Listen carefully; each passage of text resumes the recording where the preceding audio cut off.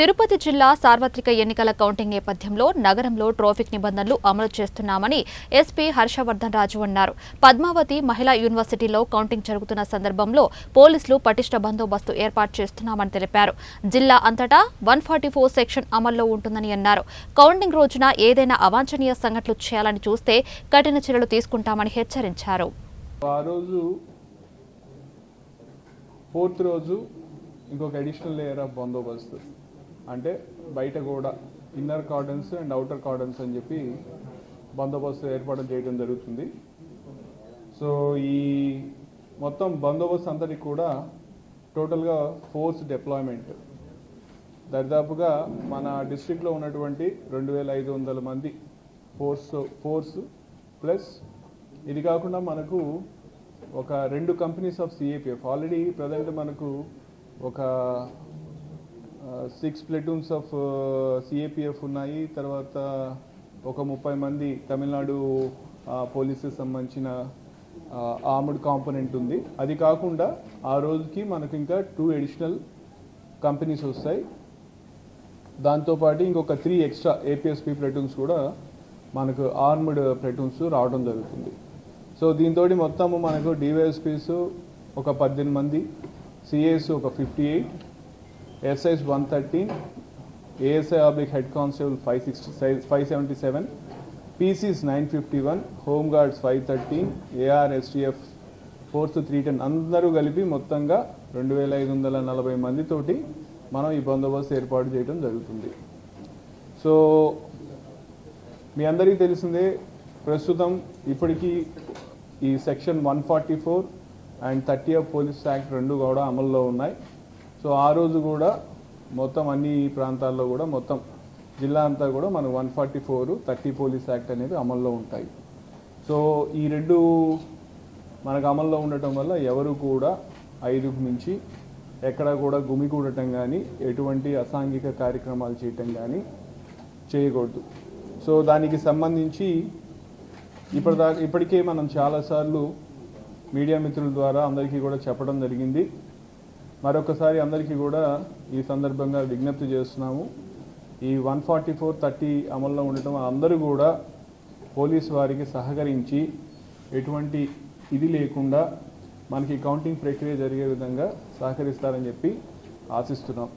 So దీనికి సంబంధించి ఇప్పటికే మనం అన్ని ప్రదేశాల్లో కూడా ఆటోలు పెట్టి వాటికి మైకులు పెట్టి మొత్తం అంతా టామ్ అంటే అందరికీ తెలియజేసేలాగా కూడా చేయడం జరుగుతుంది గత 2 రోజులుగా. సో ఇది మనం అంటే ఓవరాల్గా చూసుకున్నట్లయితే సో ఈ పోయింది చూడు, అది పోయిందమ్మా కేబుల్ ఒక్కసారి. సో ఇది చూసినట్లయితే మనకి ఇది కౌంటింగ్ కేంద్రము. సో కట్ ఆఫ్స్ అన్నీ కూడా మీకు దాంట్లో దీంట్లో చూసినట్లయితే మీకు అన్నీ కూడా కట్ ఆఫ్లు అన్నీ కూడా చూపించడం జరిగింది. దీంట్లో మీరు కలర్ కోడింగ్ కూడా మనం వేయటం జరిగింది. ఈ కలర్ కోడింగ్ అంతా కూడా రెవెన్యూ అథారిటీస్ వాళ్ళు అప్పుడు మనకు ఏదైతే కలర్ కోడ్ తోటి వాళ్ళ పాసెస్ కానీ కాన్స్టిట్యుయెన్సీస్కి ఈసీఐ నామ్స్ ప్రకారం వాళ్ళకి ఏదైతే కలర్స్ ఇచ్చారో సేమ్ అదే కలర్ కోడ్ తోటి మనం ట్రాఫిక్ డైవర్షన్ ప్లాన్ కూడా తయారు చేయడం జరిగింది. సో మీరు చూసినట్లయితే కింద పైకి పోనిమ్మా, ఇక్కడి నుంచి వద్దాము. సో మనకు మల్లవరం సర్కిల్ ఇటు చంద్రగిరి నుంచి వచ్చేటటువంటి క్యాండిడేట్స్, తర్వాత పోతే ఆర్ఓస్, ఏఆర్ఓస్, తర్వాత అబ్జర్వర్స్ వాళ్ళందరూ కూడా మనకు ఈ పాయింట్ దగ్గర రామాంజుపల్లి చెక్ పోస్ట్ దగ్గర లెఫ్ట్ తీసుకొని వాళ్ళు అలా లోపలికి వెళ్ళిన తర్వాత ఆ ముందు జంక్షన్ నుంచి లెఫ్ట్ తీసుకొని అన్నమయ్య పద్మావతి కాలేజీలోకి వెళ్ళటం జరుగుతూ ఉంది. సో క్యాండిడేట్స్కి, ఆర్ఓస్కి, ఏఆర్ఓస్కి వీళ్ళందరికీ కూడా యూనివర్సిటీలోనే పార్కింగ్ ఏర్పాటు చేయడం జరిగింది.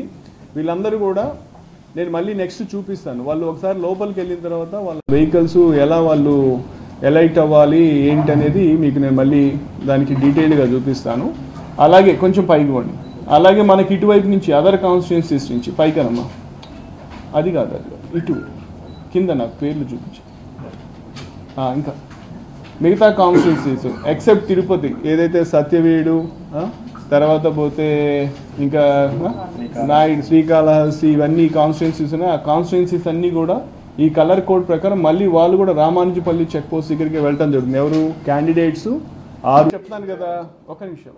ఇప్పటిదాకా మాకున్న సమాచారం, మేము చేస్తున్నట్టు ఏర్పాటు అది ప్రెస్ వాళ్ళకి చేస్తారని. ఆ రోజు మళ్ళీ కలెక్టర్ గారు ప్రెస్ మీట్లో మీరు అడిగినట్లయితే దాన్ని బట్టి సారు ఏది డెసిషన్ తీసుకుంటే దానికి తగ్గ ఏర్పాట్లు చేసి మేము కూడా దానికి రెడీగా ఉంటాము. ఓకేనా? సో ఇంకా అదర్వైజ్ ఇంకేమన్నా డౌట్స్? అదేనండి, ఇక దాని గురించి మీకు 2 రోజుల్లో క్లారిటీ వస్తుందని చెప్తున్నాను. నేనైతే ఓన్లీ మీడియా పాయింట్ దాకే మిమ్మల్ని అలౌ చేసే వరకు నాది. ఆ లోపలికి తీసుకునే బాధ్యత ఆర్ఓలది, వాళ్ళది అని చెప్పి.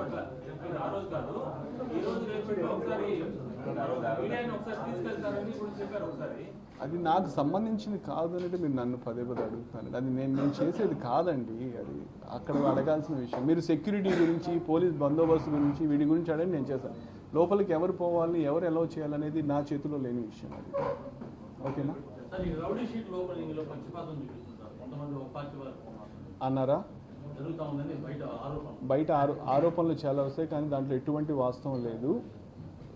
మీరు చూసినట్లయితే 22, 23 నంబర్, ఈ పార్టీకి సంబంధించి 22, ఆ పార్టీకి సంబంధించి 23.